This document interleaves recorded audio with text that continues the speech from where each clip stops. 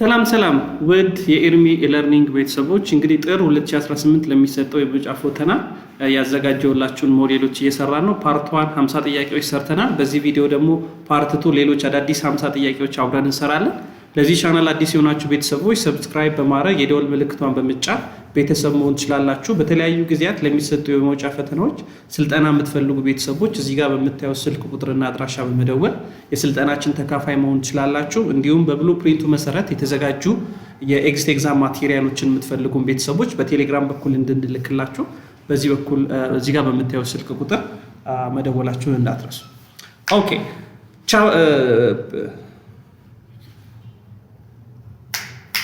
ኦኬ ጥያቄ ቁጥር 51 which of the following is not an investing cash flows ይላል። so investing cash flows which means which of the following is not an investing cash flows which means statement of cash flow ላይ investment activity ያልሆነው የቱ ነው? which of the following is not an investing cash flow የኢንቨስቲንግ ባህሪ ያለው cash flow ያልሆነው የቱ ነው? ለምሳሌ ኤ purchasing of marketable securities for marketable security የሚላቸው short term ኢንቨስትመንቶችን ትሬዠሪ ቢል ሊሆን ይችላል። ሌሎች marketable securityዎችን በ25000 ብር ገዛን። ይሄ ኢንቨስትመንት አክቲቪቲ ነው አይደል?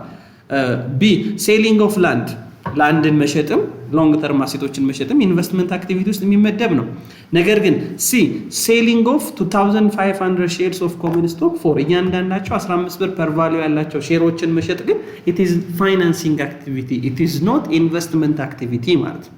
ሶ ዘ አንሰር ኢዝ ሲ ይሆናል ማለት ሶ ፐርቼዚንግ ኦፍ ኢኩዊፕመንት ዋን ኦፍ ኢት ኢዝ ኢንቨስትመንት አክቲቪቲ ኦር እንደ ኢንቨስቲንግ ካሽ ፍሎ የምንቆጥረው ነገር ነው ማለት ነው።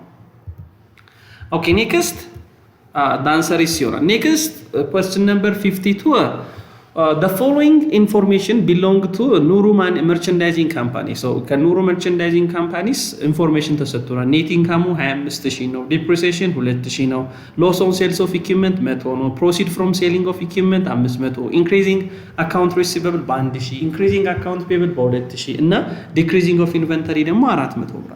ስለዚህ ተጠይቃችሁት ምንድነው? based on the above information net cash flow provided by operating activity በኦፕሬቲንግ አክቲቪቲ net cash flow ፈልጉ ነው which means በኢንዳይሬክት ሜተድ ነው ስሩት የተባለው ማለት በኢንዳይሬክት ሜተድ net cash flow from operating activity እንስሩት ነው።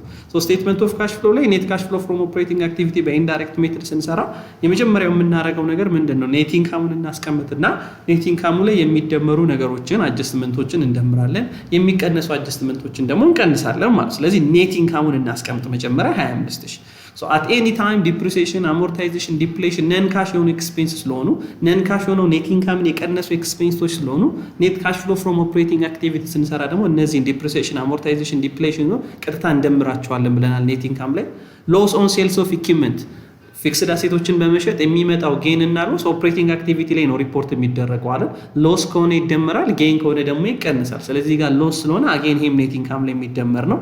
ነገር ግን ፕሮሲድ ፍሮም ሴልስ ኦፍ ኢኩዊፕመንትን ከመሸጥ ማሽነሪን ከመሸጥ የሚገኘው ገንዘብ ግን ኢት ኢዝ ኖት ኦፕሬቲንግ አክቲቪቲ። ይሄ ኦፕሬቲንግ አክቲቪቲ አይደለም፣ ይሄ ኢንቨስትመንት አክቲቪቲ ነው። ዳትስ ዋይ ኦፕሬቲንግ ኔት ካሽ ፍሎ ፍሮም ኦፕሬቲንግ አክቲቪቲ ስንሰራ አንጠቀመውም ማለት ነው። 500ን አንጠቀማት። ኤንድ ኢንክሪዚንግ አካውንት ሪሲቨብል ከአምና ዘንድሮ በስንት ብር ጨምሯል? በ1000 ብር ጨምሯል። ስለዚህ አካውንት ሪሲቨብል ጨምሯል ማለት ካሽ ላይ የሚኖረው ኢምፓክት ምንድነው? አልተቀበላችሁም ማለት ነው። አካውንት ሪሲቨብል ኢንክሪዝ አድርጓል ማለት you are not collecting cash እየሰበሰባችሁ አይደለም ማለት so ካሽ እየሰበሰባችሁ ካልሆነ ደግሞ ኔጌቲቭሊ ኢምፓክት ስለሚያደርገው ኢንክሪዚንግ አካውንት ሪሲቨብልን ማይነስ እናደርጋለን። ሌላኛው ኢንክሪዚንግ አካውንት ፔብል ደግሞ አካውንት ፔብል ጨምሯል ማለት ምን ማለት ነው? አካውንት ፔብል ጨምሯል ማለት እኛ በዱቤ ነው እየገዛን ያለ ነው እቃ፣ አገልግሎት፣ ኢንቨንተሪ በዱቤ ነው እያመጣ ያሉት። አም ኖት ፔይንግ እየከፈልኩ አይደለም ማለት ከኪሴ ገንዘብ እየወጣ አይደለም ማለት ከኪሴ ገንዘብ አልወጣም ማለት ደግሞ ፖዚቲቭሊ ኢምፓክት ነው ያለው። ስለዚህ አካውንት ፔብል ኢንክሪዝ ሲያደርግ ፕላስ ነው የምናደርገው ማለት። ሌላኛው ዲክሪዚንግ ኦፍ ኢንቨንተሪ ቀነሰ ማለት ኦልሬዲ ምን ብሏል? ተሽጦ ገንዘብ መጥቷል ማለት። ስለዚህ we can really done እንደዚህ አድርገን እንደምንሰራው ማለት ይሄው net income 25000 አስቀመጥኩ። net income ስንት አስቀመጥኩ? 25000 አስቀመጥኩኝ። net income 25000 አስቀመጥኩ። ይቅርታ net income እዚች ጋር net income ይቅርታ አንድ ጊዜ ኔት ኢንካምን ይሄው እዚህ ጋር 25000 አስቀመጥ ከዛ ይሄው ዲፕሪሲዬሽኑን አድ አደረኩ ሎሱን አድ አደረኩኝ ኢንክሪዚንግ አካውንት ሪሲቨብሉን ማይነስ አደረኩኝ ኢንክሪዚንግ አካውንት ፔብሉን ፕላስ አደረኩኝ ዲክሪዚንግ ኦፍ ኢንቨንተሪውን ፕላስ አድርጌ አጠቃላይ ኔት ካሽ ፍሎ ፍሮም ኦፕሬቲንግ አክቲቪቲ ኔት ካሽ ፍሎ ፍሮም ኦፕሬቲንግ አክቲቪቲ ስንት መጣ 28500 ነው የሚመጣው ማለት 28500 so the answer is B ይሆናል ማለት Next, which of the following is not true about treasury stock? ስለ treasury stock ትክክል ያልሆነው የቱ ነው? So what does mean treasury stock? መጀመሪያ authorized shares are authorized share, issued share, unissued share, treasury share, outstanding share ብለን ስለ ሼር አይነቶች accounting for corporation ላይ ተነጋግረናል። ስለ treasury share የሚባሉት ተሽጠው መልሰን የሰበሰብናቸው ሪባውት ያደረግናቸው መልሰን የገዛናቸው ሼሮች ናቸው treasury share የሚባሉት ማለት ነው።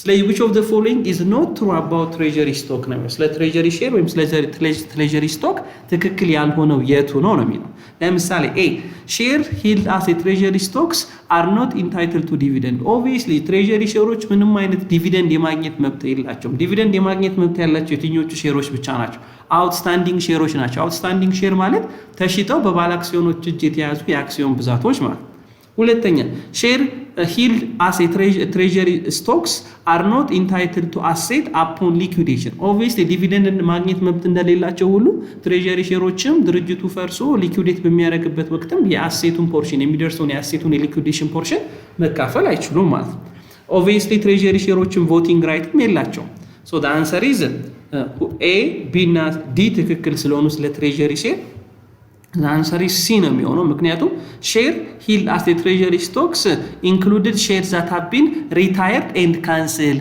share treasury ሼሮች retired እና cancel ከተደረጉ ወይም ከተሰረዙ ሼሮች ምድብ ነው የሚመደቡት no እነዚህ treasury ሼሮች retire አልተደረጉም cancel አልተደረጉም simply ድርጅቱ ሸጧቸው የነበረውን አክሲዮን መልሶ ሰብስበው እጁ ላይ የያዛቸው ኢኩዊቲ ሴክሽን ላይ ሪፖርት ይደረጋሉ ነገር ግን treasury ሼሮች ኢኩዊቲን ይቀንሳሉ ኢኩዊቲን ቀንሰው ነው የሚቀመጡት ኔጌቲቭ ኢምፓክት ኦን ሼርስ ኢኩዊቲ ነው ያላቸው እነዚህ treasury ስቶኮች ማለት ስለዚህ ኖ ሪታየር ማላደረጉም ካንሰልም ማላደረጉም ሲምፕሊ ኢኩዊቲን ቀንሰው በባለ አክሲዮኑ በድርጅቱ አክሲዮኖችም ሰብስበው የራሱን አክሲዮኖች ሲዝ ነው treasury share ብለን እንጣለው so the answer is C ይሆናል ማለት next authorization for accepting goods in receiving department should be based on ይላል so receiving department አለ እቃ ይገዛና እቃውን ስንረከብ እቃ ተረካቢ ዲፓርትመንት አለ so ያ የሚረከበው አካል የተረከበውን እቃ አውቶራይዝ ማድረግ አለበት ቼክ ማድረግ አለበት መቁጠር አለበት ስለዚህ አውቶራይዝ ለማድረግ የተቀበልነውን እቃ አውቶራይዝ ለማድረግ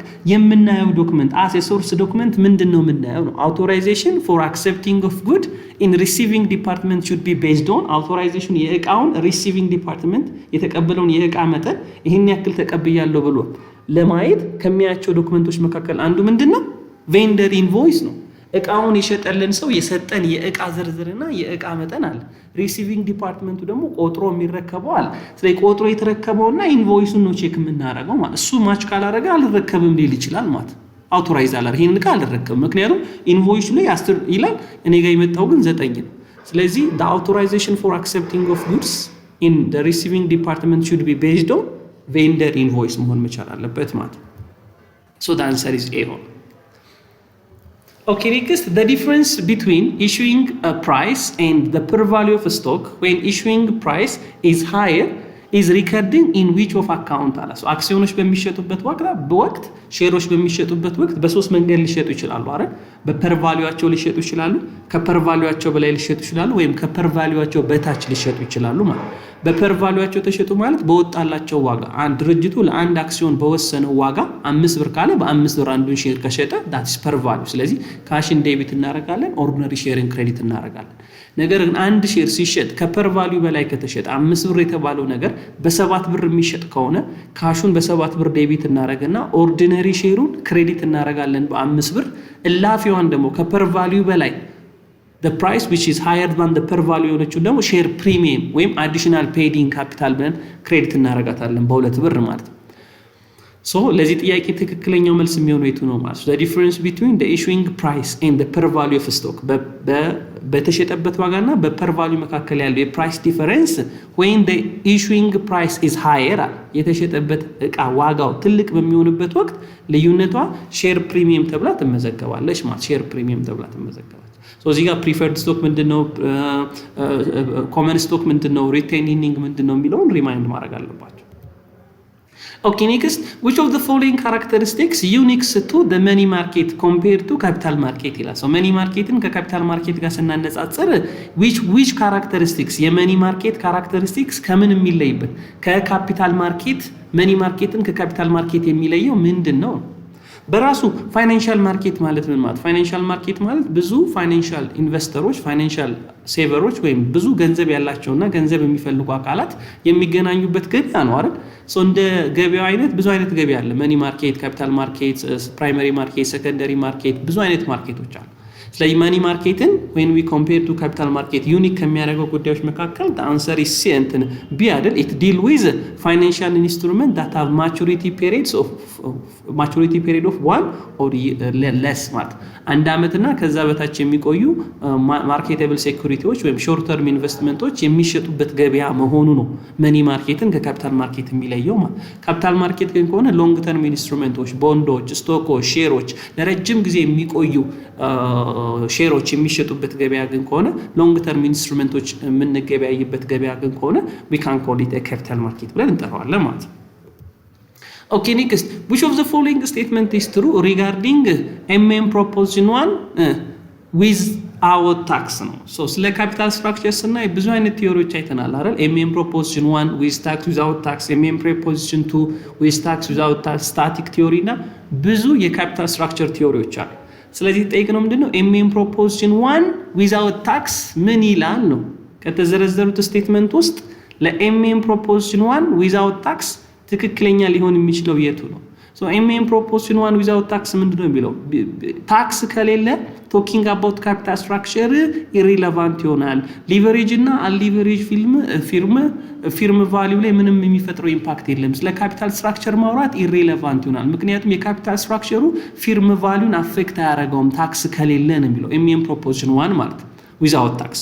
so the answer will be ምን ይሆናል ማለት የዚህ answer B ይሆናል አይደል? the value of the firm is independent of its capital structure, which means የፊርሙ ቫልዩ በምኑ ላይ ዲፔንድ አያደርግም ማለት በካፒታል ስትራክቸሩ ላይ ዲፔንድ አያደርግም። በዴብት ፋይናንስ ብናደርገው በኢኩዊቲ ፋይናንስ ብናደርገው does not really affect the firm's value ታክስ ከሌለ። ነገር ግን MM proposition 1 with tax ቢልስ ነው MM proposition 1 with tax ቢልስ ነው the answer will be ምን ይሆን ነበረ ማለት MM proposition 1 with tax ቢል the answer will be C ሊሆን ይችላል ነበር the value of the firm is increased with the debt finances increase and M ሊሆን ይችላል ነበር the value of leverage firm is greater than unleveraged የተበደረ ድርጅት ብድር ያለበት ሊቨሬጅ የሆነው unleveraged ከሆነው በላይ ይሆናል የሚለው MM proposition 1 with tax ቢሆን ሊሆን ይችላል ነበር ማለት ነው but our answer will be B. Okay, next, when is the firm operating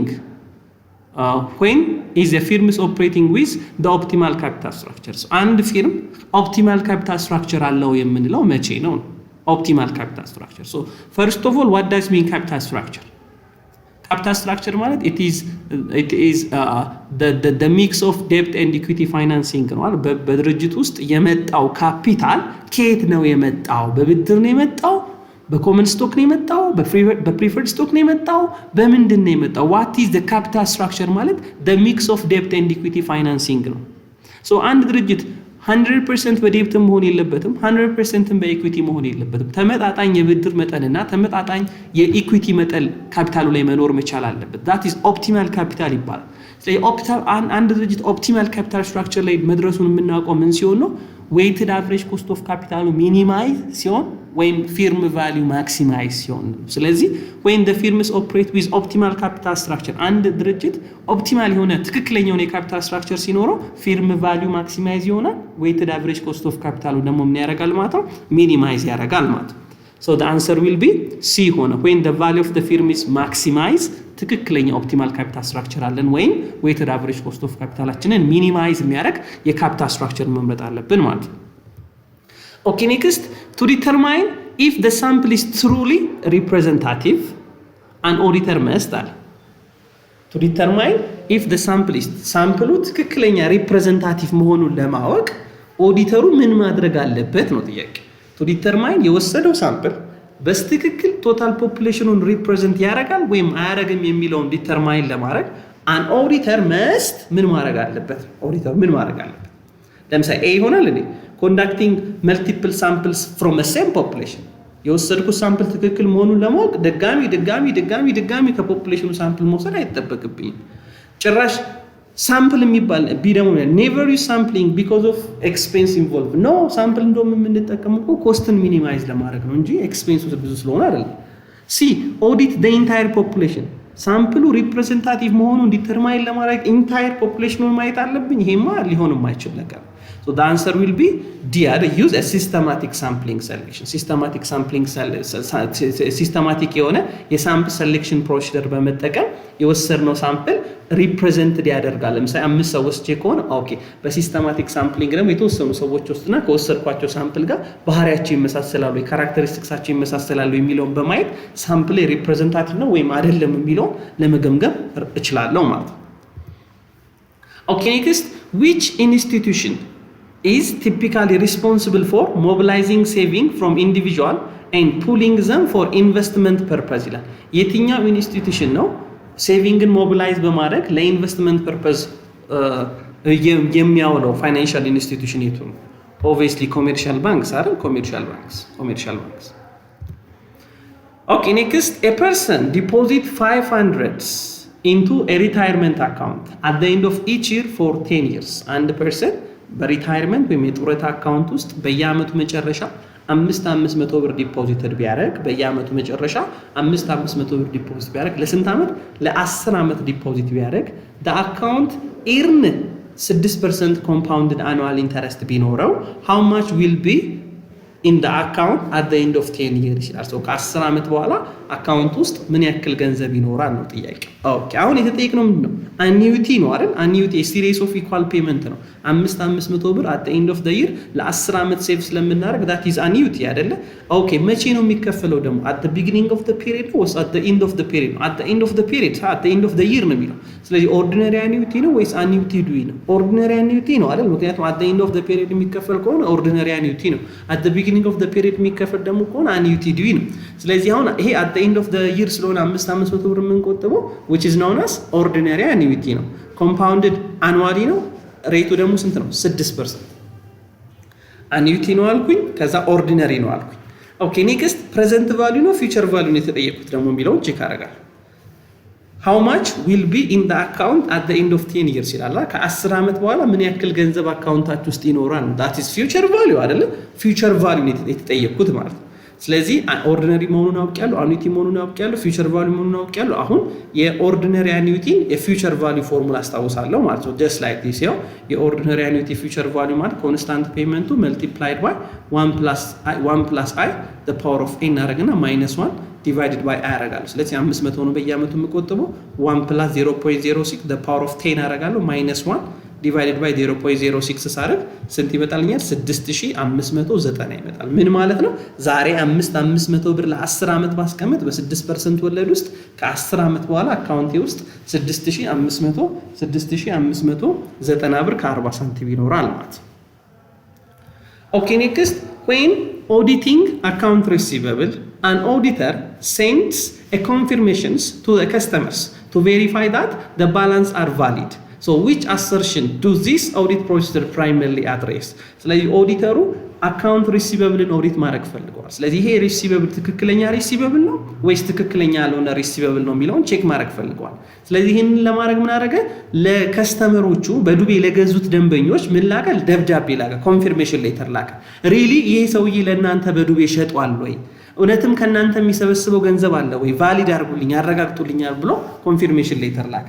ስለዚህ እነሱ ደግሞ ምን አሉ? ኮንፊርም አድርገው ይልካሉ አይደል? ኮንፊርም አድርገው ይልካሉ። ስለዚህ ይሄ ምን አይነት የኦዲት አሰርሽን ወይም የኦዲት ኤቪደንስ አይነት ነው? which is known as existence test የምንለው አለ። ሪሊ አለ የተባለው ሪሲቨብል ሪሊ አለ የተባለው ነገር አለ ወይም የለም የሚለውን ለማረጋገጥ የሄድንበት ርቀት ስለሆነ which is known as existence test እንለዋለን ማለት ነው። Okay, next, when does adding a new asset to a portfolio provide most significant diversification benefit? So መቼ ነው ያላችሁ ፖርትፎሊዮ ላይ ያላችሁ የተለያየ ኢንቨስትመንት ካታጎሪ ላይ ያላችሁ የዲፍረንት ክላስ ኦፍ አሴታችሁ ላይ ኒው አሴትስ በጨመራችሁ ቁጥር ኒው ኢንቨስትመንት ፖርትፎሊዮ ላይ ኒው አሴት ፖርትፎሊዮ ላይ ኒው አሴት በጨመርን ቁጥር የተሻለ ዳይቨርሲፊኬሽን ቤኔፊት የምናገኘው የተሻለ የሪስክ ሚኒማይዜሽን ቤኔፊት የምናገኘው ምን ሲሆን ነው ጥያቄ። when does adding a new asset to the portfolio provide the most significant diversifications of benefit? ስለዚህ always diversification ጥሩ የሚሆነው አዲስ የሚጨመረው አሴት አዲስ የሚጨመረው ኢንቨስትመንት ከዚህ በፊት ከነበረው ጋር ኔጌቲቭሊ ኮሪሌትድ በሚያደርጉት ፖዚቲቭሊ ኮሪሌትድ ካደረጉ ዳይቨርሲፋይድ አላረክም ማለት ነው። ምክንያቱም አንድ ኢንቨስትመንት አንድ ባንክ ላይ አክሲዮን ነበር ሌላ ባንክ አክሲዮን ብትገዛ you are not diversified አልሆንክም። ስለዚህ በአንዱ ስትከስር በአንዱ ማትረፍ አለብህ አይደል? በአንዱ ስትከስር በአንዱ ማትረፍ አለብህ። ስለዚህ the answer will be ጥሩ ዳይቨርሲፊኬሽን የሚኖረው when the asset return are negatively correlated ወይም በተለያየ ዳይሬክሽን በኦፖዚት ዳይሬክሽንስ ኦፍ ሪተርን ያላቸው አሴቶች ላይ ኢንቨስት ስናደርግ ነው በተሻለ የዳይቨርሲፊኬሽንን ቤኔፊት ማግኘት የምንችለው ማለት ነው። so the answer is B.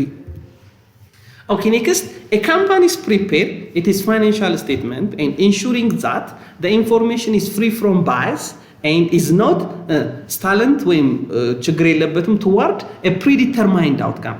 So financial statement free from biased ነው ከቀድሞ ከተቀመጠ ይሄ ከኦብጀክቲቭ predetermined ከሆነ ኦብጀክቲቭ ጋር አለመሆኑ ለማረጋገጥ ስንል which component of faithful representation being applied? So when preparing it is financial statement to ensure the information and financial statement free from bias መሆኑን ኦብጀክቲቭ መሆኑን ይሄ ከፕሪዲተርማይንድ ኦብጀክቲቭ ጋር ይሄ ከሳብጀክቲቪቲ ጋር የተገናኘ አለ መሆኑን ለማረጋገጥ ስንል የምንሰራው የቼክ የምናደርገው የኮምፖነንት ኦፍ ፌስፉል ሪፕሬዘንቴሽን ምን ይባላል? which is known as neutrality አይደለ? ከሳብጀክቲቪቲ የጸዳ free from bias and error መኖሩን ለማረጋገጥ የፌስፉል ሪፕሬዘንቴሽን ላይ ኳሊቴቲቭ ካራክተሪስቲክስ ብለን ኮንሰፕቹዋል ፍሬምወርክ ላይ ሁለት አይነት ተገራይተን ነበር። ፋንዳሜንታል ኳሊቴቲቭ ካራክተሪስቲክስ እና ኢንሃንሲንግ ኳሊቴቲቭ ካራክተሪስቲክስ ብለን ሶ ፋንዳሜንታል ኳሊቴቲቭ ካራክተሪስቲክስ ከሚባሉት ውስጥ ሬሌቫንስ እና ፌስፉል ነው አይደለ? ሬሌቫንስ እንዲባል አንድ ፋይናንሻል ኢንፎርሜሽን ምን ማሟላት አለበት? ማቴሪያሊቲ፣ ኮንፊርሜቲቭ ቫልዩ እና ፕሬዲክቲቭ ቫልዩ ያስፈልጋል። ሁለተኛ ደግሞ ፌስፉል ሪፕሬዘንቴሽን ማለት ፌስፉል ሪፕሬዘንቴሽን እንዲሆን ደግሞ ፋይናንሻል ኢንፎርሜሽን ኒውትራል መሆን አለበት፣ ፍሪ ፍሮም ባያዝ መሆን መቻል አለበት አይደል? ፍሪ ፍሮም ኤረር መሆን መቻል አለበት። ሶ እነዚህ ባህሪያቶቹ ናቸው። ሶ the answer is C እንላለን። ኢንሃንሲንግ ኳሊቴቲቭ ካራክተሪስቲክስ የአንድ ኢንፎርሜሽን ኳሊቴቲቭ ካራክተሪስቲክስ ከፍ ከሚያደርጉት መካከል ደግሞ ኮምፓራቢሊቲ፣ ቬሪፋቢሊቲ፣ ታይም ላይንስ፣ አንደርስታንዳቢሊቲ ብለን ኮንሰፕቹዋል ፍሬምወርኩ ላይ ዲስከስ አድርገን Okay, next, a company's report a net incomes of per 5 million and pay out totals of 2 million in dividend. So it is a common stock. ስለዚህ ኔት ኢንካሙ 5 ሚሊዮን ነው። ከ5 ሚሊዮን ውስጥ 2 ሚሊዮን ብር ዲቪደንድ ከከፈልን እና አክሲዮን የሚከፈላቸው የአውትስታንዲንግ ሼር መጠን ብዛቶች ደግሞ 1 ሚሊዮን ቢሆን what is the dividend payout ratio ነው ጥያቄ። 5 ሚሊዮን ኔት ኢንካም ነው፣ 2 ሚሊዮን የተከፈለው የዲቪደንድ መጠን ነው። ከዛ የዲቪደንድ ማግኘት የሚችሉ አውትስታንዲንግ ሼሮቹ ደግሞ 1 ሚሊዮን ቢሆን የተጠየቀው ምንድነው? what is dividend payout ratio? dividend payout ratio ማለት ከኔት ኢንካም ውስጥ ምን ያክል ፐርሰንቱ ነው በዲቪደንድ የተከፈለው ነው። ኦብቪየስሊ በቃ ከኔት ኢንካም ውስጥ ምን ያክሉ ነው በዲቪደንድ የተከፈለ ነው። ሲምፕሊ ኔቲንግ ዲቪደንድ ዲቫይድድ ባይ ኔት ኢንካም ማለት ዲቪደንድ ፔይአውት ሬሾ ማለት ዲቪደንድ ዲቫይድድ ባይ ኔት ኢንካም ቶታል ዲቪደንድ ዲቫይድድ ባይ ኔት ኢንካም። ስለዚህ 2 ሚሊዮን ሲካፈል ለ5 ሚሊዮን ሲያደርግ ስንት 40% which means ዲቪደንድ ፔይአውት ሬሾ የኔት ኢንካሙ ስንት ፐርሰንት ነው ማለት ነው? የኔት ኢንካሙ 40% ነው ማለት። ነገር ግን ዲቪደንድ ፐር ሼር ብንጠይቅስ ነው ዲቪደንድ ፐር ሼር ማለት የተከፈለው ዲቪደንድ ለእያንዳንዱ አክሲዮን ሲካፈል አንዷ ሼር ምን ያክል ዲቪደንድ ይደርሳታል ነው ዲቪደንድ ፐር ሼር ማለት። እሱን ደግሞ ለማግኘት ቶታል ዲቪደንድ ዲቫይድድ ባይ ነምበርስ ኦፍ አውትስታንዲንግ ሼር ነው የምናደርገው። 2 ሚሊዮን ሲካፈል 1 ሚሊዮን ስናደርግ 2 ብር እናገኛለን። ዲቪደንድ ፐር ሼር ብንጠይቅ ኖሮ ማለት 2 ብር ማለት ማለት እያንዳንዷ አክሲዮን የምታገኘው የትርፍ መጠን ስንት ነው ማለት ነው? 2 ብር ነው እያልኩ። Okay, next, an auditor is testing the valuation assertion for inventory. Valuation assertion ነው ቴስት ማድረግ የፈለግነው። valuation assertion ማለት really ኢንቨንተሪው በትክክለኛው አማውንት በትክክለኛው ኮስቱ ተመዝግቧል አልተመዘገበም የሚል ቴስት ነው ማለት። ስለዚህ አንድ ኢንቨንተሪ በትክክል ተመዝግቧል አልተመዘገበም ብሎ ለማወቅ valuation assertion ለመስራት ኦዲተሩ which audit procedure would be most relevant የትኛው የኦዲት procedure is more relevant ነው የትኛው የኦዲት procedure የተሻለ ነው ጥያቄ ምን ለመስራት valuation assertion for inventories ኢንቨንተሪው ትክክለኛ value ተሰጥቷል ወይ ትክክለኛ measurement ተሰጥቷል የሚለው ለማወቅ ማለት the answer will be ምን ይሆናል ቢ አይደለ tracing inventory cost to vendor invoice የተመዘገበበትን የኢንቨንተሪውን ኮስት በማየት ኦኬ ከተገዛበትን ከሚያሳየው ከቬንደር ኢንቮይሱ ጋር ያነጻጸር ነው ያገናኘ ነው ኢንቨንተሪ ኮስቱን ከቬንደር ኢንቮይሱ ጋር ያነጻጸርን ትክክለኛ ቫልዩዌሽን መኖሩን ቼክ እናደርጋለን ማለት ቼክ እናደርጋለን so the answer will ትክክለኛው ይሄ so the answer will be B ይሆናል ማለት okay next which schedules of Ethiopian income tax is low covers employment income tax የትኛው ሰንጠረዥ ነው የትኛው ስኬጁል ነው ስለ employment income tax የሚያወራው ነው ስለ employment income tax ከመቀጠር የሚገኝ ገቢ ካልኩሌት የምናደርግበት የታክስ ሰንጠረዥ የቱ ነው so schedule A ነው አይደል schedule A ነው ስለዚህ the answer will be C ይሆናል so schedule A ከሆነ የemployment income tax ነው schedule B ከሆነ rental income tax ነው schedule C ከሆነ business income tax ነው schedule D ደግሞ ከሆነ other income tax የምንላቸው ናቸው ማለት ነው okay next a public finance is primarily concerned with financing with which of the following public finance deal የሚያደርገው public finance concern የሚያደርገው public finance base የሚያደርገው ስለየትኛው ነው public finance as the name indicated public are public the governmental revenue and the governmental expenditure ስለ government አጠቃላይ operation እና ስለ ሲ ነው መልሷል governmental operation and governmental treasuries and government revenue and government expenditure ዲል የሚያደርገውን field of study ነው ምን ብለን የምንጠራው public finance ብለን የምንጠራው ማለት public finance ስለ individuals household ስለ individual want and satisfaction የምናወራ ከሆነ private finance ስለ collective want የምናወራ ግን ከሆነ that is known as public finance okay next which of the following best describing batch processing in accounting information system በአካውንቲንግ ኢንፎርሜሽን ሲስተም batch posting ወይም batch processing ማለት ምን ማለት ነው so ሁለት አይነት ፕሮሰሲንግ አሉና በአካውንቲንግ ኢንፎርሜሽን ሲስተም ላይ so real time processing የምንለውና batch level processing የምንለው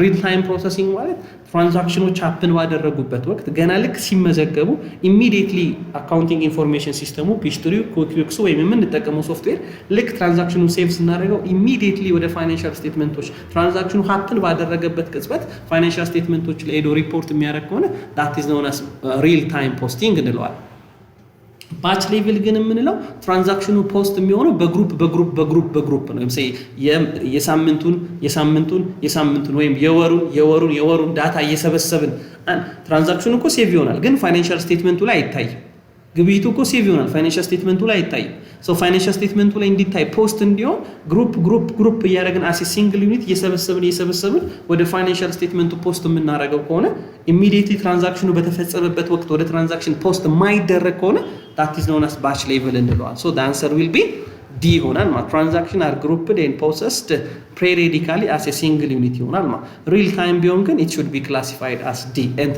A ይሆን ነበር መልሳችን ማለት okay next which of the following is considered a key component of an accounting information system በአካውንቲንግ ኢንፎርሜሽን ሲስተም key መሰረታዊ የሚባለው ኮምፖነንት ምንድነው so first what does mean AIS ወይም accounting information system ማለት ምን ማለት ነው አካውንቲንግ ኢንፎርሜሽን ሲስተም ማለት አካውንቲንግን በማኑዋል መስራት እንችላለን ሌጀር አዘጋጅተን ጆርናል አዘጋጅተን ከዛ ወደ ሌጀር ወስደነው ከዛ ፖስት አድርገነው አጀስትመንት ሰርተን ፋይናንሻል ስቴትመንት አዘጋጅተን ወርክሺት አዘጋጅተን እያልን ክሎዚንግ ኢንትሪ ምናምን መስራት ይቻላል ሶ ስራን እንዲያቀል ደግሞ በኢንፎርሜሽን ሲስተም በፒችትሪ በኩዊክቡክ በሴጅ እና በተለያዩ አካውንቲንግ በሶፍትዌር እና በኮምፒውተር በተደገፉ ስራዎች ደግሞ ስራችንን ልንሰራ እንችላለን ስለዚህ በአካውንቲንግ ኢንፎርሜሽን ሲስተም ውስጥ ቤዚክ የሆነ ወይ መሰረታዊ የሚባለው ኮምፖነንት የቱ ነው what are the component of accounting information system ነው ምን አላችሁ ለምሳሌ A ይሆናል እንዴ ማርኬቲንግ ስትራቴጂ አይሆንም ማለት this competitors analysis report it is not the component of AIS. sis physical inventory ሳይሆን physical infrastructure ኮምፒውተር ምናምን ቢሆን ሊሆን ይችላል። so the answer will be B.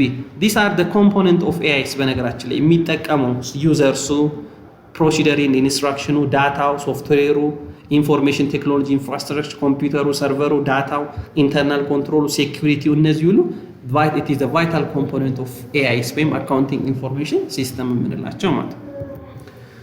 okay next which of the following transaction would result in an increasing of working capital ከተዘረዘሩት ውስጥ working capitalን የሚጨምረው working capitalን increase የሚያደርገው የቱ ነው?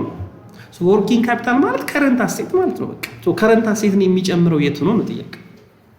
current assetን ከተዘረዘሩት ውስጥ working capitalን increase የሚያደርገው ማለት current assetን increase የሚያደርገው የቱ ነው? obviously ለምሳሌ redeeming of debenture ማለት የተለያዩ ቦንዶችን መክፈል ማለት ካሽን ይቀንሳል አይደል? purchasing of machine in cash ይሄም ካሽን current assetን ይቀንሳል። ቢም declaring of dividendን ዲክሌር ማድረግ working capitalን ወይም ካሽን ይቀንሳል። so the answer will be A. issuing of 10,000 ብር 10 year bond የ10 ዓመት ቦንድ ሸጠን ገንዘብ መቀበል ማለት የ10 ዓመት ቦንድ ሸጥኩኝ ማለት yes የረጅም ጊዜ ዕዳ ነው። የረጅም ጊዜ ሶርስ ኦፍ ፋይናንስ በማድረግ ግን ወደ ምን ነው መቀየረው? ወደ ከረንት ፋይናንስ። የረጅም ጊዜ ቦንድ ሸጬ የማገኘው ገንዘብ ካሽ ስለሆነ ከረንት አሴት ላይ ነው ማስቀምጠው working capital ላይ ነው ኢንክሪዝ ማድረግበት። so the answer will be A ማለት so working capital ማለት it is the management of current asset and current liability. okay next company C purchase 40% of outstanding common stock of company D on January 1 2024 አለ። በጃንዋሪ 1 2024 ካምፓኒ C የካምፓኒ D outstanding share 40% ገዝቶ በስንት ብር የገዛው? በ200 ሺህ። ስለዚህ ከ20 እስከ 50% ደግሞ የምንጠቀመው የኢኩዊቲ ኢንቨስትመንት ካለን ምን ሜትር ነው ብለናል? ኢኩዊቲ ሜትር አይደለ?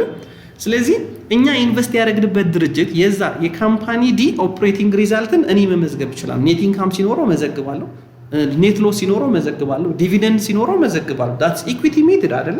ምን የሚባል አካውንት በመጠቀም ኢንቨስትመንት ኢን ሰብሲዲያሪ የሚለው ወይም ኢንቨስትመንት ኢን ዲ የሚል አካውንት ክሬት በማድረግ መዘግባለሁ።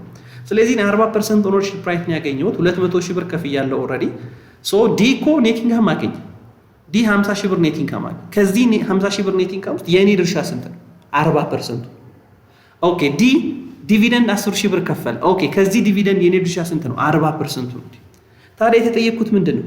what amount of income from ኢንቨስትመንት ኢንካሙ ስንት ነው? ካምፓኒ ሲ ከካምፓኒ ዲ በዚህ በጀት ዓመት አገኘው ብሎ የሚጠራው ኢንቨስትመንት ኢንካሙ ስንት ነው? ስለዚህ የኔ ኢንቨስትመንት ኢንካም ማለት የካምፓኒ ዲ ኔት ኢንካምን በ40% አባዝቼ ነው ማገኘው። ምክንያቱም ከሱ ኔት ኢንካም 40% ነው የኔ ኢንቨስትመንት ኢንካም ማለት። ስለዚህ እሱ 50 ሺህ ብር ስለሆነ ያለው የሱን 40% ሳባዛ 20 ሺህ ብር ይሆናል። that is my investment income የኔ ኢንቨስትመንት ኢንካም 20 ሺህ። ምን ያክል ዲቪደንድ ያገኛል ብባል 40 ሺህ ነበር የምለው። ምክንያቱም 10 ሺህ በስንት አባዝቼ በ40% አባዝቼ ማለት ነው። መጀመሪያ ኢንቨስት ሳደርግ ያው እንደዚህ ነው የመዘግበው። ልክ ኢንካም እንደማገኝ ደግሞ ልክ እሱ ኔት ኢንካም ልክ ኢሹ ሲያደርግ እንደዚህ አድርጌ መዘግበዋል። ኢንቨስትመንትን ዴቢት ኢንቨስትመንት ኢንካምን ክሬዲት አድርጌ ልክ ዲቪደንድ ስቀበል ደግሞ ካሽን ዴቢት ኢንቨስትመንትን ክሬዲት አደርጋለሁ። ጠቅላላ አሁን ዲ ላይ ያለኝ ኢንቨስትመንት ስንት ነው ማለት መጀመሪያው 200 ሺህ አለኝ፣ ከዛ 20 ሺህ አለኝ፣ 4000 ሲቀነስ 216000 ኢንቨስትመንት ኦን ዲ አለኝ ማለት ነው። this is equity method የምንለው ማለት ነው። Okay, next, which of the following item is needed to determine the required purchase of direct material in a budget period? በበጀት ፔሪዱ የሚያስፈልገውን required purchase levels of direct material በጀት ለማድረግ ምን ያክል ማቴሪያል መገዛት እንዳለበት ለመወሰን ምን ያክል ሮ ማቴሪያል መግዛት እንዳለበት required purchase of direct materialን ዲተርማይን ለማድረግ በጀት ለማድረግ የሚያስፈልገው ኢንፎርሜሽን የቱ ነው? required purchase of direct materialን ዲተርማይን ለማድረግ which of the following item is needed? የትኛው አይተም ነው የሚያስፈልገው ነው ጥያቄ። የትኛውን ነው ቀድመን ማወቅ የሚገባል? የሚገዙ ማቴሪያሎችን ለማወቅ ይሄን ያክል ማቴሪያል መግዛት አለብኝ ለማለት ስንት ልታመርት አስበሃል የሚለው ማወቅ አለብኝ። 100 ሺህ ልታመርት ከፈለክና 200 ሺህ ልታመርት ከፈለክ የምትገዛው required purchase of direct material ይለያያል። ስለዚህ always required purchase of direct material ዲፔንድ የሚያደርገው በምኑ ላይ ነው ማለት ነው? በፕሮዳክሽን ሌቭልስ ኦፍ ዩኒቱ ላይ ነው። ሊመረት በታሰበው ዩኒት ላይ ነው ዲፔንድ የሚሆነው ማለት ነው። So the answer will be A ይሆናል። Okay, next, which of the following item is non-cash expense that is typically ignored when preparing cash budget? So cash budget ስናዘጋጅ typically ignore የምናደርገው እና non-cash የሆነ expense የቱ ነው? Obviously ቀላል ነው። non-cash የሆነ expense መካከል አንዱ ምንድነው? depreciation expense. depreciation ካሽን affect የማያደርግ ማለት ካሽን የማይጨምር የማይቀንስ ማለት። Okay, next, suppose a lender provide a loans of 1,000 for 1 year at a nominal interest rate is 5%, and if the expected inflation rate over the year is 2%, what is the expected real interest rate the lender will be earned? So nominal rate 5% ከሆነ እና ኢንፍሌሽን ሬቱ ደግሞ 2% ከሆነ ሪል ኢንተረስት ሬቱ ስንት ነው? So what does mean መጀመሪያ ኖሚናል ሬት ማለት the actual rate of return or the actual monetary compensation የምናገኘው actually ባስቀመጣችሁት ገንዘብ actually በተበደራችሁት ብድር ላይ የምትከፍሉት የወለድ መጠን። ሪል ኢንተረስት ሬት ደግሞ ማለት ኖሚናል ማይነስ ኢንፍሌሽን ማለት ነው። ሪል ኢንተረስት ሬት ማለት ኢንፍሌሽንን ከግምት ካስገባም በኋላ ሜጀር የምናደርገው ሬት ኦፍ ሪተርን ነው። ስለዚህ ሪል ኢንተረስት ሬት ማለት ሲምፕሊ ኖሚናል ማይነስ ኢንፍሌሽን ነው። ስለዚህ ኖሚናሉ 5% ከሆነ ኢንፍሌሽኑ ደግሞ 2% ከሆነ the real interest rate for the lender is 3% ማለት 3 after we considering inflations ምን ያክል ሬት ኦፍ ሪተርን አለ ካልን always real interest rate ነው። the answer will be C ማለት 3%. Next, an individuals invest 5,000 in a saving account that offer a nominal interest rate is 8% per year. How much the total money will be in the account at the end of 5 years? So 5,000 ብር ብናስቀምጥና በ8% ወለድ ለስንት ዓመት ቢቀመጥ? ለ5 ዓመት ቢቀመጥ ከነ ወለዱ ከ5 ዓመት በኋላ ስንት ብር ይሆንልናል? 5,000 ብር አስቀምጬ 8% ወለድ ባገኝ በየዓመቱ ለ5 ዓመት ባስቀምጠው ከነ ወለዱ አካውንቴ ውስጥ ያለው ገንዘብ ስንት ይሆናል? በምን ኢንተረስት ሜተድ ነው ግን የተጠየቃችሁት? አንደር ሲምፕል ኢንተረስት ሜተድ የተጠየቃችሁት። ሶ በሲምፕል ኢንተረስት ሬት ሜተድ ማለት ወለድ አይወልድም። ወለዱ ኦልዌይስ የሚታሰበው በፕሪንሲፓሉ ላይ ነው። በየዓመቱ የምናገኘው የወለድ መጠን ተመሳሳይ ነው። ኮንስታንት አማውንት ኦፍ ኢንተረስት ሬት ነው ፕሪንሲፓሉ ላይ የሚታሰበው። ስለዚህ ማቹሪቲ ቫልዩ ላይ የሚኖረንን ዋጋ ለማወቅ ወለድ ሲደመር ፕሪንሲፓል ነው ማድረገው ማለት። ማቹሪቲ ቫልዩ ማለት ያገኘሁት ወለድ ሲደመር ፕሪንሲፓሉ ነው ማለት። ፕሪንሲፓሉ ማለት ያስቀመጥኩት 5,000 ነው። ያገኘሁት ወለድ ደግሞ ማለት በየዓመቱ የ500 ስንት ፐርሰንት? የ5,000 ስንት ፐርሰንት? 8% ማለት። ስለዚህ I can really done in this way ማለት። ሶ ኢንተረስቱ በየዓመቱ ተመሳሳይ ስለሆነ ሲምፕሊ ምን አደርገዋለሁ? የ5 ዓመት ኢንተረስቱን ለማወቅ 5,000 ሲባዛ በ8% ሲባዛ በ5 አደርጋለሁ 2,000። ኦኬ ሶ 2,000 ኢንተረስት ከሆነ ፕሪንሲፓሉ ደግሞ ያስቀመጥኩት 5,000 ነው። ስለዚህ አጠቃላይ ማቹሪቲ ቫልዩ ከ5 ዓመት በኋላ ባንክ አካውንት ስንት ይኖራል ማለት ነው? 7,000 ይኖራል ማለት ነው። ነገር ግን ይሄንን ጥያቄ በኮምፓውንድ ኢንተረስት ብትጠይቁስ ነው። በኮምፓውንድ ኢንተረስት ብትጠይቁ ሲምፕሊ በኮምፓውንድ ኢንተረስት ተጠይቃችሁ ማለት ፊውቸር ቫልዩ ነው ፈልጉ የተባላችሁት ማለት ከ5 ዓመት በኋላ ስንት ይሆናል አይደል? ፊውቸር ቫልዩ ነው ፈልጉ የተባላችሁ። ፊውቸር ቫልዩ ደግሞ ማለት ፕሬዘንት ቫልዩ 5,000 ሲባዛ 1 ፕላስ አይ አዩ ስንት ነው? 8%። 1 ፕላስ አይ the power of ምን እንደምናደርገው the power of 5 ከ5 ዓመት በኋላ ባንክ አካውንታችን ውስጥ የሚኖረውን ገንዘብ በኮምፓውንድ ኢንተረስት ፈልጉ እንባል ፕሬዘንት ቫልዩ መልቲፕላይድ ባይ 1 ፕላስ አይ the power of 5 አደርጋለሁ ማለት። ኢንተረስቱን ብትጠይቅ ደግሞ ፊውቸር ቫልዩ ማይነስ ፕሬዘንት ቫልዩ ያደርግ ነበር ማለት። በኮምፓውንድ ያገኘሁትን የወለድ መጠን በሲምፕል ያገኘሁት የወለድ መጠን ስንት ነው? 2,000 ነው። በኮምፓውንድ ያገኘሁትን የኢንተረስት መጠን ደግሞ ከተጠየቁ ፊውቸር ቫልዩ ማይነስ ፕሬዘንት ቫልዩ አድርጌ ነው የምሰራው። ፕሬዘንት ቫልዩ ግን ለማግኘት ፊውቸር ቫልዩ ማይነስ ፕሬዘንት ቫልዩ አድርጌ ነው የምሰራው። ፊውቸር ቫልዩ ግን ለማግኘት ፕሬዘንት ቫልዩ 1 ፕላስ አይ the power of n ማድረግ አለብኝ መጀመሪያ ጥያቄው ኮምፓውንድ ከሆነ ማለት። ኦኬ ኔክስት a service provider charged a client ብር ኢትዮጵያ ብር 3,000 ብር ነው። ሰርቪስ ፕሮቫይደሩ ለሰጠው አገልግሎት የሚፈልገው የክፍያ መጠን ስንት ነው? 3,000 ብር ነው። ነገር ግን ይሄ ዋጋ ምን አልገባም? this amount is exclusive of 50% of VAT VAT ያልገባበት ዋጋ ነው። ኤክስክሉሲቭ ማለት ቢፎር VAT ነው ማለት።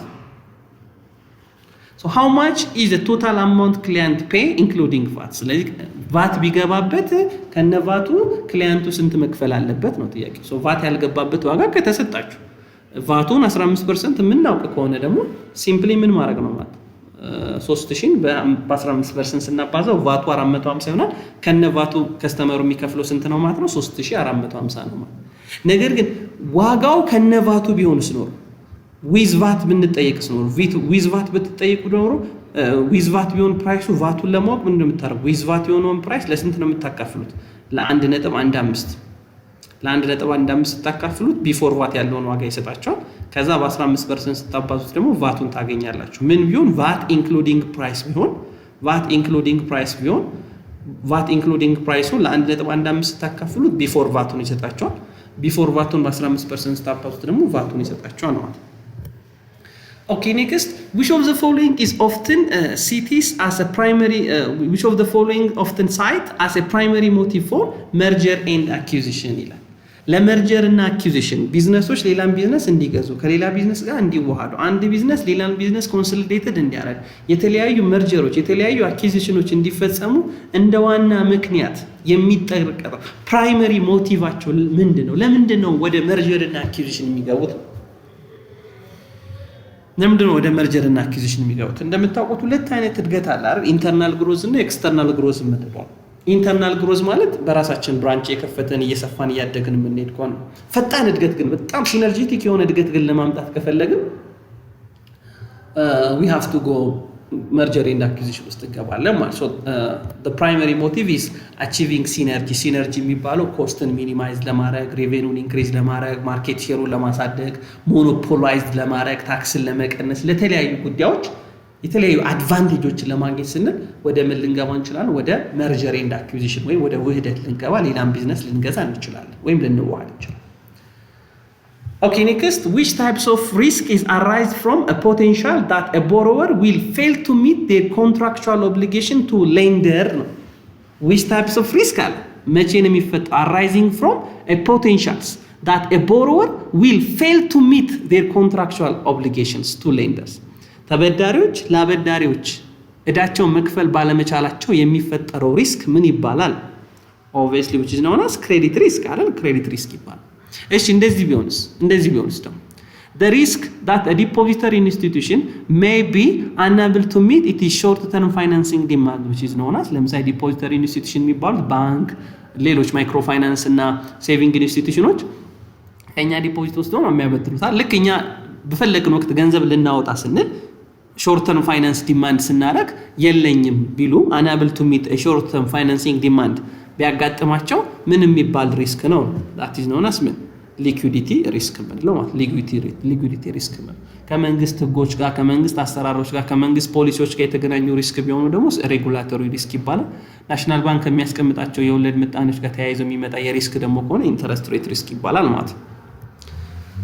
Okay, next, pro forma financial statement is one that ይላል። performa financial statement ማለት ምን ማለት? ይሄ ፋይናንሻል ፎርካስቲንግ ላይ በተለያዩ ሴልስ ፎርካስት ከሰራን በኋላ የተለያዩ ቫሪያብሎችን የተለያዩ ኢንፍሌሽንን ኢኮኖሚክ እድገትን ብዙ ነገር ከግምት ካስገባን በኋላ ፐርፎርማ ፋይናንሻል ስቴትመንት እናዘጋጃለን። ሶ ፐርፎርማ ፋይናንሻል ስቴትመንት ማለት ነው ፕሮጀክት ይር ወይም ለሚቀጥሉት ዓመታት ፋይናንሻል ስቴትመንታችን ምን ሊመስል እንደሚችል በአንድ ዓመት ውስጥ በሁለት ዓመት ውስጥ በሶስት ዓመት ውስጥ ፋይናንሻል ስቴትመንታችን ምን ሊመስል እንደሚችል ኤስቲሜት የምናደርግበት ወይም ፎርካስት የምናደርግበት ስቴትመንት ነው። ቢዝነስ ፕላን ስታዘጋጁ ምን ታደርጋላችሁ?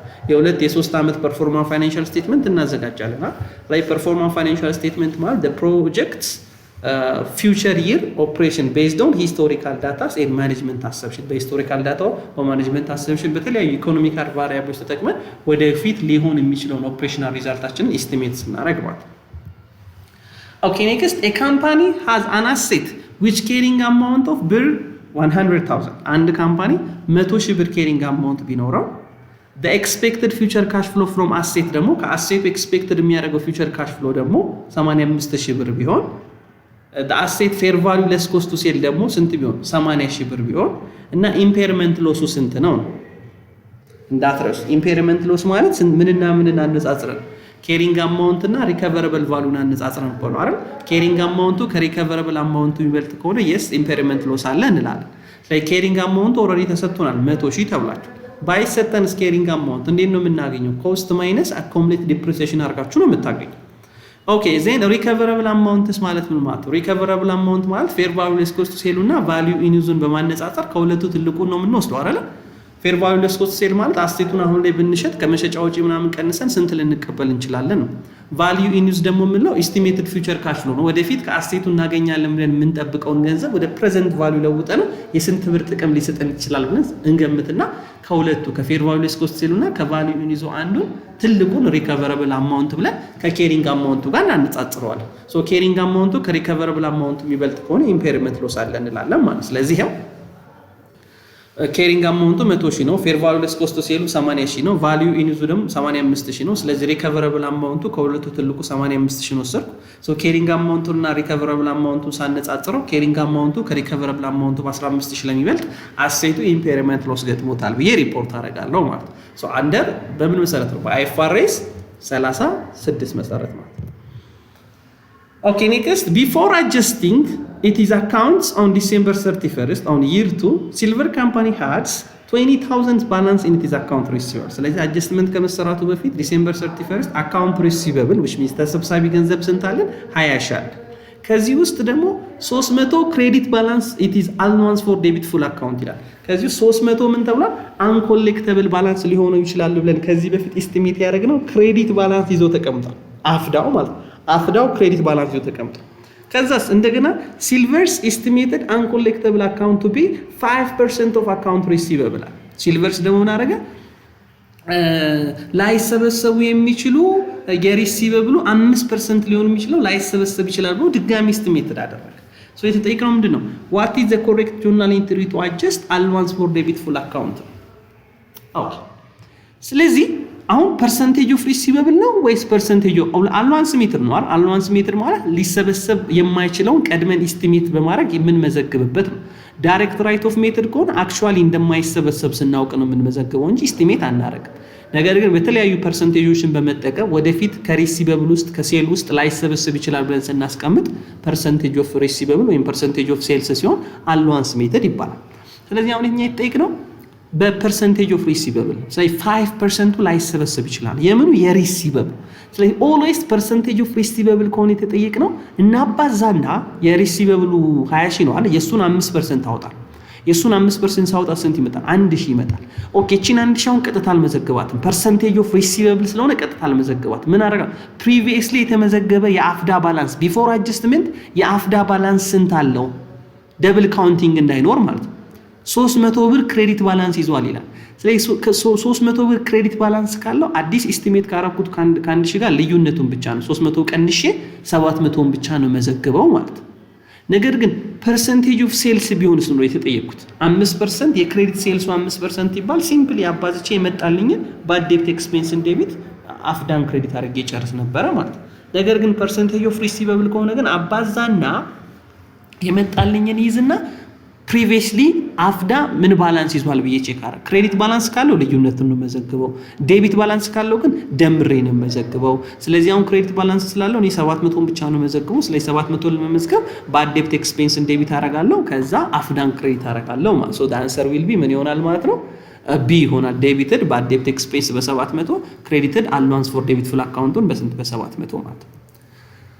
Okay, next, how should an entity measure equity settlement share-based payment transaction? So, share-based payment settlement ውስጥ how should entities measure equity settlement እንዴት ነው measure የምናደርገው? So, በራሱ share-based payment ማለት ነው። share-based payment ማለት according to IFRS የተለያዩ ጉድስ ኤንድ ሰርቪሶችን ከካውንተር ፓርቲም ከኢምፕሎዮችን በምንገዛበት ሰው ክፍያውን ኢን ተርምስ ኦፍ ሼር የምንከፍል ከሆነ ማለት ነው። ይሄ ግን ኢኩዊቲ ሴትልመንት በሶስት ክላሲፋይድ ይሆናል። ኢኩዊቲ ሴትልመንት፣ ካሽ ሴትልመንት እና ቾይስ ኦፍ ሴትልመንት ተብሎ ይከፈላል። ካሽ ሴትልመንት ከሆነ ምንድነው የሚሆነው? እቃውን እንቀበልና ጉድሱን እንቀበልና በካሽ እንከፍላለን። ነገር ግን የምንከፍለው ካሽ it is depends on the share price በድርጅቱ የሼር ፕራይስ ላይ ዲፔንድድ ሆነ ቃል በገባነው የሼር ፕራይስ ላይ ዲፔንድድ ሆነን ኢን ተርምስ ኦፍ ገንዘብ ኮንቨርት አድርገን እንሰጣቸዋለን። ኢኩዊቲ ሴትልመንት ግን ከሆነ we should be provide only equity instrument ወይም ሼር ኦፕሽን ብቻ ነው የምንሰጣቸው፣ ሼር ብቻ ነው የምንሰጣቸው። ስለዚህ ሜዠርመንት ጋር በምትሄዱበት ሰዓት ደግሞ ኢኩዊቲ ሴትልመንት ዳዝ ኖት አፌክትድ ባይ በፌር ቫልዩ ቼንጅ በፌር ቫልዩ ቼንጅ አፌክትድ አይሆንም። ስለዚህ ግራንት ዴት ላይ ያለውን ፌር ቫልዩ ተጠቅመን ኢኩዊቲ ሴትልመንት ሜዠር የምናደርገው ማለት። ካሽ ሴትልመንት ግን ከሆነ አት ሴትልመንት ዴት እና አት ኤንድ ኦፍ ኢንዲንግ ሪፖርቲንግ ፔሪድ በየአመቱ መጨረሻና እዳው በሚከፈልበት በሴትልመንት ፔሪዱ ላይ ያለውን የፌር ቫልዩ ቼንጅ ከፍ ዝቅ ማለት እያየን ጌን ኤንድ ሎስ ሪኮግናይዝ የምናደርግበት ከሆነ ካሽ ሴትልመንት ይባላል። ስለዚህ የተጠየቅነው ለዚህ ጥያቄ ምንድነው how should an entities measure equity settlement share based payment transaction የሚለው so the answer will be B ይሆናል ማለት it is the fair value of equity instrument at grant date of granted at the date of grant date ማለት በግራንት ዴቱ ላይ ባለው ፌር ቫልዩ መሰረት ነው ኢኩዊቲ የሚመዘገበው። ምክንያቱም ግራንት ዴት ማለት it is the date on which the agreement which is signed by between those two parties አይደል ሼር ቤስ ፔመንት በሚከፍለውና ሼር ቤስ ፔመንት በሚቀበለው አካል መካከል ስምምነት የተፈጸመበትን ቀን ነው ግራንት ዴት ብለን የምንጠራው ማለት። ስለዚህ ኢኩዊቲ ሴትልመንት ግራንት ዴቱ ላይ ያለውን ሲጠቀም ካሽ ሴትልመንት ግን በሴትልመንት ዴቱ ላይ ባለው ፌር ቫልዩ እና በሪፖርቲንግ ዴቱ ላይ ባለው ፌር ቫልዩ ተጠቅሞ ነው ሜዠር የሚያደርገው። Okay, next under IFRS 16 ወይም IFRS accounting for lease ማለት ነው። A lease is considered a capital lease if the payments of value of minimum lease payments is the percentage of lease property fair value. So አሁንም ስለ ኦፕሬቲንግ ሊዝ እና ፋይናንሲንግ ሊዝ ልናወራ ነው ማለት ነው። So IFRS 16 ላይ አንድ ሊዝ ኦፕሬቲንግ ሊዝ የሚባለው ፋይናንሲንግ ሊዝ የሚባለው ምን ሲሆን ነው? አራት ካፒታላይዜሽን ክራይቴሪያ ተቀምጠዋል። ኦነርሺፕ ራይት ትራንስፈር ሆኗል ወይ፣ ባርጌኒንግ ፐርቼዝ ፓወር ንብረቱን ሊዝ ተርሙ ሲያልቅ በርካሽ የመግዛት መብት ተቀምጧል ወይ፣ ኢኮኖሚክ ላይፉን እና የአሴቱን ላይፍ የሊዝ ተርሙን ስናነጻጽር የአሴቱን ኢኮኖሚክ ላይፍ እና የአሴቱን እድሜና የኪራይ ውሉን ስናነጻጽረው የኪራይ ውሉ ከአሴቱ እድሜ ከ75% በላይ የሚሆን ከሆነ ፋይናንሲንግ ሊዝ ይባላል ወይም ካፒታላይዝ መሆን መቻል አለበት ይላል። ከዛ የመጨረሻው ደግሞ ስለዚህኛው ጥያቄ የሚያወራው ሚኒመም the present value of minimum lease payment አሴቱን በመከራየታችን በየጊዜው የምንከፍለውን ሊያቢሊቲ አለብን አይደለ? ሶ ያንን ሊያቢሊቲ ወደ ፕሬዘንት ቫልዩን ያመጣውና ከአሴቱ አሁን ካለው ከተከራየ ነው አሴት የፌር ቫልዩ ጋር እናነጻጽረዋለን። ስለዚህ ይሄ ሚኒመም the present value of minimum lease payment ከአሴቱ ፌር ቫልዩ ጋር ሲነጻጸር 90% እና ከዛ በላይ የሚሆን ከሆነ it should be financing lease መባል አለበት ብለን ነበር። ካፒታላይዝድ ወይም ካፒታል ሊዝ ወይም ፋይናንሲንግ ሊዝ መሆን መቻል አለ። ስለዚህ አራት ክራይቴሪያዎች አሉ ጥቅም ኦነርሺፕ ራይት ትራንስፈር ሆኗል ወይ፣ ባርጌኒንግ ፐርቼዝ አለ ወይ፣ ኢኮኖሚክ ላይፍ ቴፍት ስንሰራ የሊዝ ተርሙ ከአሴቱ ላይፍ ሲነጻጸር ከ75% በላይ ይሆናል ወይ፣ ከዛ ደግሞ አሁን እየተጠየቅነው if the present value of minimum lease liability ከአሴቱ ፌር ቫልዩ ጋር ሲነጻጸር ከ90% እና ከ90% በላይ ሲሆን so the answer will be D ማለት ካፒታል ሊዝ ለማለት ወይም ፋይናንስ ሊዝ ለማለት ነው። Okay, next, which of the following best describing primary purpose of an assurance engagement? ስለ assurance engagement ትክክል የሆነው የቱ ነው? assurance ማለት ምን ማለት? auditing one of the major assurance service አይደል? assurance service ማለት ኢንዲፔንደንት የሆነ ፕሮፌሽናል አካል ኢንዲፔንደንት የሆነ እውቀት ያለው ልምድ ያለው ፕሮፌሽናል የሆነ ሌላ ሰው ያዘጋጀውን ነገር ኤግዛማይን አድርጎ ኦፒኒየን የሚሰጥበት ወይም ጀስቲፊኬሽን የሚሰጥበት ሰርቪስ ነው አሹራንስ ሰርቪስ የሚባለው። auditing one of the major assurance service አይደለም? so which of the following best describing primary purpose of an assurance engagement? ስለ assurance engagement ስለ assurance service ትክክል የሆነው የቱ ነው? so the primary purpose assurance service የሚያስፈልግበት ኦዲቲንግም ይሁን ሌሎች የassurance services የሚያስፈልጉበት ትልቁ ምክንያት ምንድነው?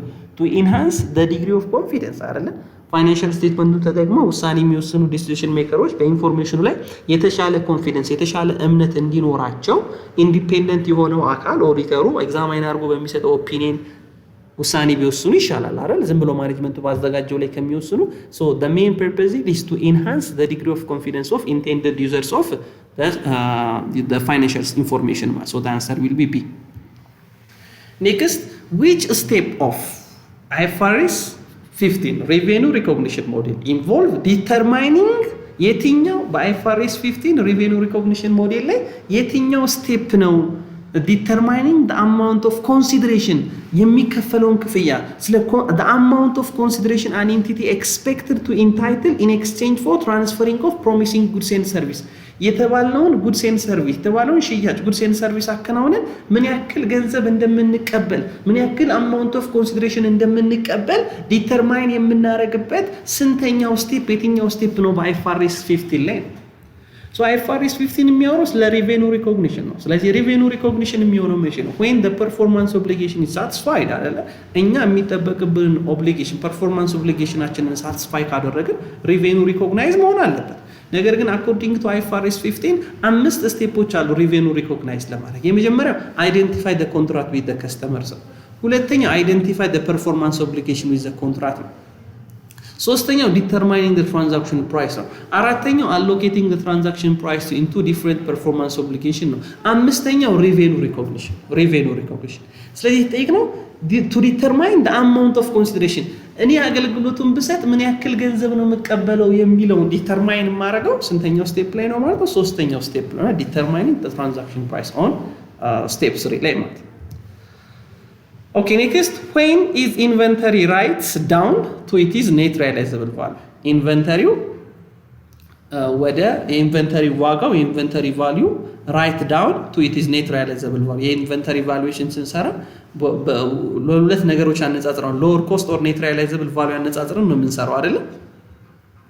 lower cost or net realizable ለምሳሌ ኮስቱ 100 ብር ሆኖ ኢንቨንተሪ ኮስት 100 ብር ሆኖ ኔት ሪያላይዘብል ቫልዩ ማለት ማክሲመም ኢንቨንተሪውን ከመሸጥ እናገኛለን ሪያላይዝ እናደርገዋለን ብለን ከምናስበው ደግሞ 80 ብር ከሆነ ኮስቱ 100 ብር ነው ኔት ሪያላይዘብል ቫልዩ ደግሞ ስንት ነው 80 ብር ነው ስለዚህ ኢንቨንተሪ ኦልዌይስ ሪፖርት የሚሆነው በሎወር ኮስት ኦር ኔት ሪያላይዘብል ቫልዩ አይደል አኮርዲንግ ቱ አይስ2 ማለት በአይስ2 መሰረት ስለዚህ ስንት ይሆናል ማለት በ80 ነው ሪፖርት የምናደርገው ስለዚህ ኢንቨንተሪ በኔት ሪያላይዘብል ቫልዩ ሪፖርት የሚሆነው ራይት ዳውን ቱ ኢት ኢዝ ኔት ሪያላይዘብል ቫልዩ ኢንቨንተሪ ኦልዌይስ በኔት ሪያላይዘብል ቫልዩ የሚመዘገበው መቼ ነው ኮስቱ ከኔት ሪያላይዘብል ቫልዩ ከበለጠ ወይም ኔት ሪያላይዘብል ቫልዩ ከኮስቱ ካነሰ አይደል ስለዚህ when the inventory write down to net realizable value we can say that here when it is a cost is greater than it is net realizable value Okay, next the company sell a single product the company's most recent income statement shows that so 10,000 ዩኒት ሸጠን ጠቅላላ ያገኘነው ብር 800,000 ነው less variable cost-አችን ደግሞ 440,000 ነው contribution margin-አችን variable cost minus sales minus variable cost ደግሞ 360,000 ነው fixed cost ደግሞ 180,000 ነው ስለዚህ ከ360,000 ላይ 180,000 ስቀንስ 180,000 ያገኘው what is contribution margin per unit ነው contribution margin per unit ስንት ነው contribution margin per unit so contribution margin per unit ማለት ነው selling price per unit minus variable cost per unit ነው አይደል ካልሆነ ደግሞ contribution margin per unit ማለት በአንድ ዩኒት ከፊክስድ ኮስት በፊት የምናተርፈው የትርፍ መጠን ማለት ኮንትሪቢዩሽን ማርጂን ፐር ዩኒት ስለዚህ ይሄንን ለማግኘት ወይም ምን ማድረግ እንችላለን ኮንትሪቢዩሽን ማርጂኑ ጠቅላላ ኮንትሪቢዩሽን ማርጂኑ ለተሸጠው የዩኒት ብዛት ለ10,000 ማካፈል ይችላል ለ10,000 ማካፈል ኮንትሪቢዩሽን ማርጂን ፐር ዩኒት ለማግኘት ማለት ስንት ይሆናል 36 ይሆናል ኮንትሪቢዩሽን ማርጂን ፐር ዩኒቱ ስንት ይሆናል 36 ካልሆነ ደግሞ ሴሊንግ ፕራይስ ፐር ዩኒቱ መጀመሪያ ይፈልጋሉ ሴሊንግ ፕራይስ ፐር ዩኒቱን ለማግኘት ምን አደርጋለሁ ጠቅላላ ሴልሱ ሲካፈል ለ10,000 ሳረክ ስንት ይሆናል 80 ይመጣል ከዛ ቫሪያብል ኮስት ፐር ዩኒቱን ደግሞ ፈልጋለሁ ቫሪያብል ኮስት ፐር ዩኒቱ ደግሞ ማለት 440,000 ሲካፈል ለስንት ለ10,000 ዩኒት አድርጋለሁ ስንት ይመጣ 44 ይመጣል ስለዚህ 80 ሲቀነስ 44 ሴሊንግ ፕራይስ ፐር ዩኒት ማይነስ ቫሪያብል ኮስት ፐር ዩኒት ስንት ይሆናል ማለት ነው 36 ፐር ዩኒት ስለዚህ አንድ ዩኒት በተሸጠ ቁጥር ኮንትሪቢዩሽን ማርጂን ዩኒቱ በስንት በኮንትሪቢዩሽን ማርጂናችን በስንት ብር እየጨመረ ይላል በ36 እየጨመረ ይላል ማለት ነው Next, according to Miller or MM theories, in a perfect capital markets, no tax, no transaction, why dividend policy is irrelevant to the firm's value? So, dividend policy like ሁለት አይነት ቲዮሪዎች አሉ አይደል? irrelevant theory እና relevant theoryዎች አሉ።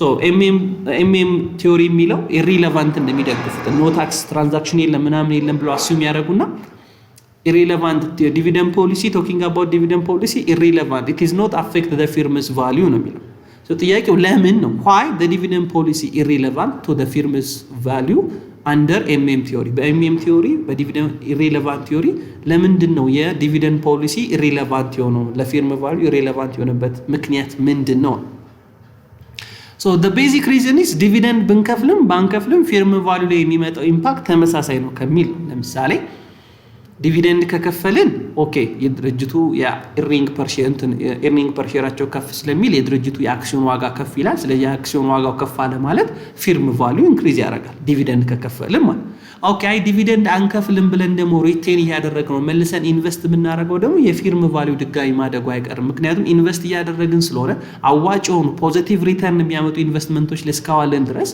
ሼር ሆልደሮች አሁን ዲቪደንድ ባያገኙ በሚቀጥሉት አመታት ካፒታል ጌን ማግኘታቸው አይቀርም ስለዚህ they are indifference ዲቪደንድ ቢያገኙ ካፒታል ጌን ቢያገኙ ኢንዲፈረንስ ናቸው that's why ዲቪደንድ ከፍልም ባንከፍልም ፌርም ቫልዩ ላይ የሚኖረው ኢምፓክት ተመሳሳይ ስለሆነ talking about dividend policy is irrelevant ስለዚህ ይሄንን የሚደግፈው የትኛው ነው so that's known as ዲቪደንድ ከከፈልናቸው ሼር ሆልደሮቹ yes they are equally happy ዲቪደንድ ካልከፈልናቸው ግን በጊዜ ሂደት ድርጅቱ እያደገ ስለሚመጣ ካፒታል ጌን ስለሚያገኙ በራሳቸው አክሲዮናቸውን እየሸጡ ሼራቸውን እየሸጡ ወደ ዲቪደንድ ወደ ካፒታል ጌን መለወጥ ይችላሉ ዲቪደንድ ቢከፈላቸው ዲቪደንዱን ይቀበላሉ መልሰን ኢንቨስት አድርገን ግን ዲቪደንድ አንሰጥም እንላቸው ግን ሼራቸውን በመሸጥ ሆምሜድ ሊቨሬጅ ሆምሜድ ዲቪደንድ ክሬት ማድረግ ይችላሉ የራሳቸውን ዲቪደንድ የራሳቸውን ኤርኒንግ ክሬት ማድረግ ይችላሉ that's why talking about dividend policy does not affect the firm's value so the answer will be C Okay, next, in the context of Ethiopia, financial sector, which institution is typically involved providing a small loan to low income individuals? Low income small loan individuals, which የተለያዩ ብድሮችን የሚያቀርብ ፋይናንሻል ኢንስቲትዩሽን ምን ይባላል? ኦብቪየስሊ ምን ይባላል? ማይክሮ ፋይናንስ ኢንስቲትዩሽንስ አይደለ? በትራዲሽናል ባንኪንግ ሲስተም ወይም በሞደርን ባንኪንግ ሲስተምስ በመደበኛ ስርዓት በባንክ ስርዓት ውስጥ ቦታ ያላገኙትን ትንንሽ ተበዳሪዎች ትንንሽ ሎ ሌቭል ወይ ሚዲየም ሌቭል ሰዎችን ለማገልገል ሲል የተቋቋመ ኢንስቲትዩሽን ማይክሮ ፋይናንስ ይባላል።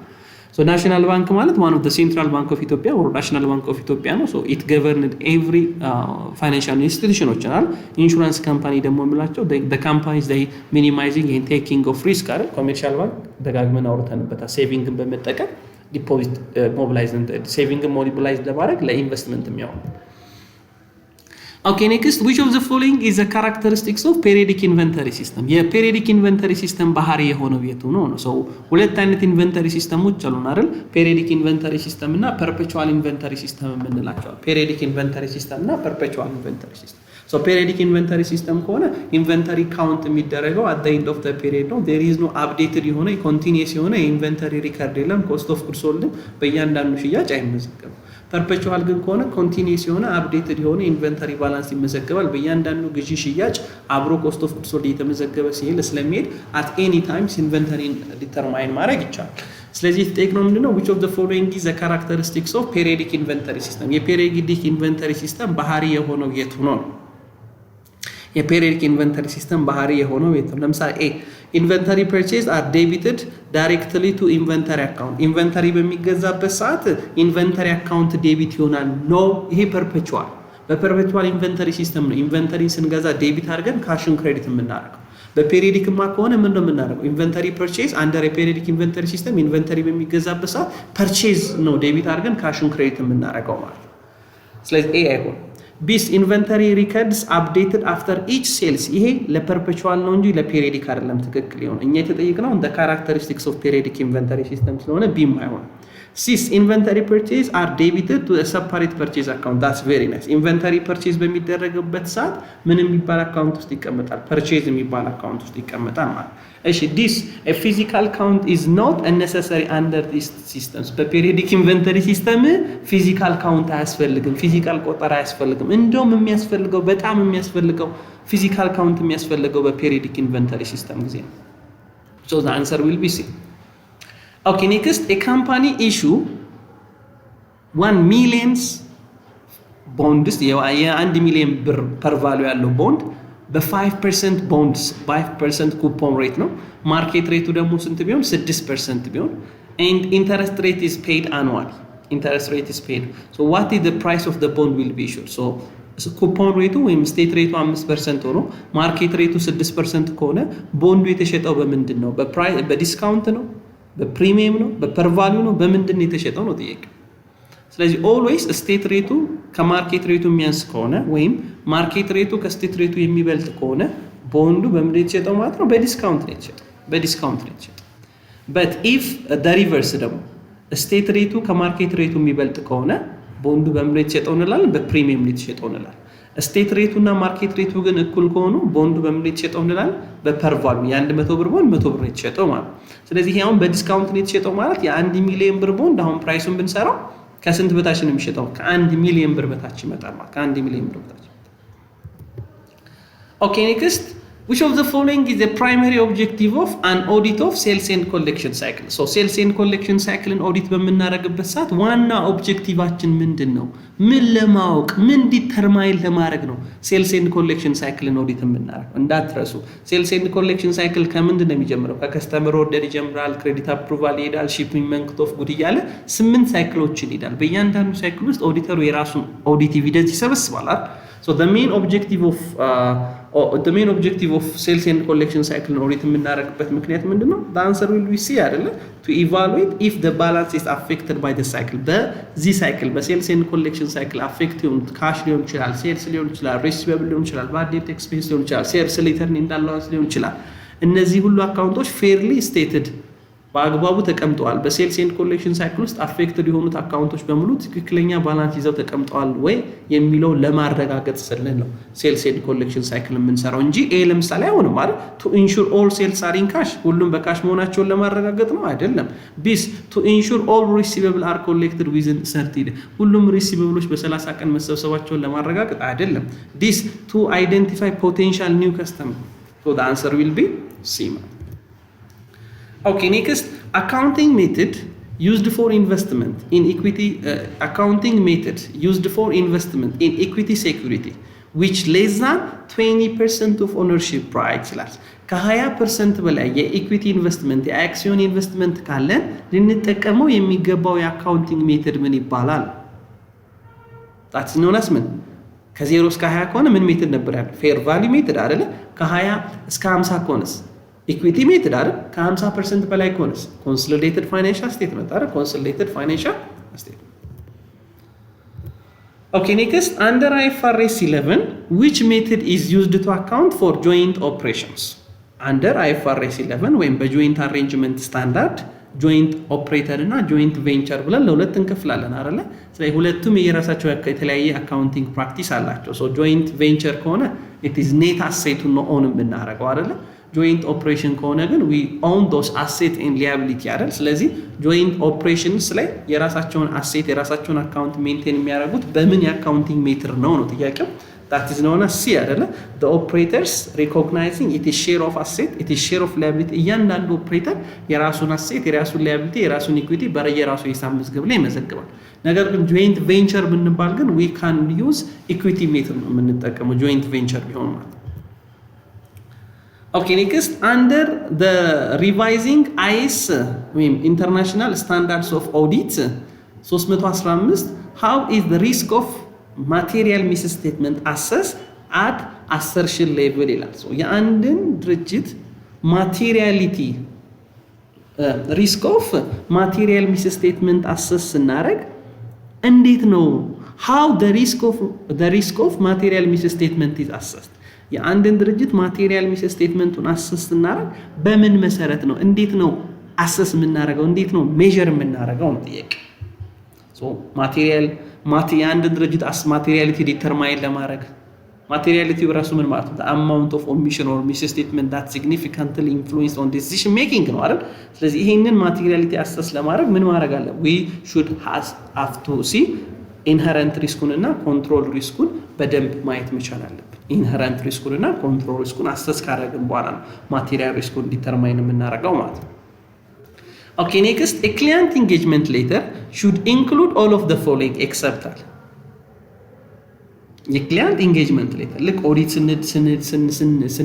ልናረግ ስንል የመጀመሪያው ፕላን ከመደረጉ በፊትም ሌሎች አክቲቪቲዎችም ከመከናወናቸው በፊት ክሊያንት ኢንጌጅመንት ነው አይደል? ክሊያንት ኢንጌጅመንት ማለት it is የሁለትዮሽ ስምምነት ማለት በኦዲተሩና በክሊያንቱ መካከል የሚደረገውን ስምምነት ነው ክሊያንት ኢንጌጅመንት ብለን የምንጠራው።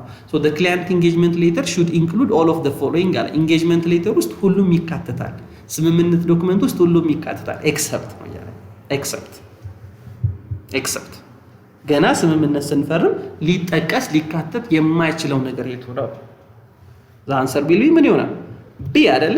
the result from previous audit የፕሪቪየስ ኦዲቱ ሪዛልት እዚህኛው ኢንጌጅመንት ላይ የሚሰራ ኦብጀክቲቭ ምን አይነት ኦዲት እንደሚሰራ ስኮፑ በአይኤፍአርኤስ መሰረት ነው ወይ the expected from and contents of audit report ኦዲት ሪፖርቱ ምን መምሰል እንዳለበት ማለት ኦዲት ሪፖርት ውስጥ ምን ተካቶ በግልጽ መቅረብ እንዳለበት ማኔጅመንት ሪስፖንሲቢሊቲ ኦዲተር ሪስፖንሲቢሊቲ ስለሚጀመርበት ወቅት ስለሚያልቅበት ወቅት ስለ ክፍያ ሁኔታ በግልጽ ክላይንት ኢንጌጅመንት ሌተሩ ላይ መስፈር አለበት።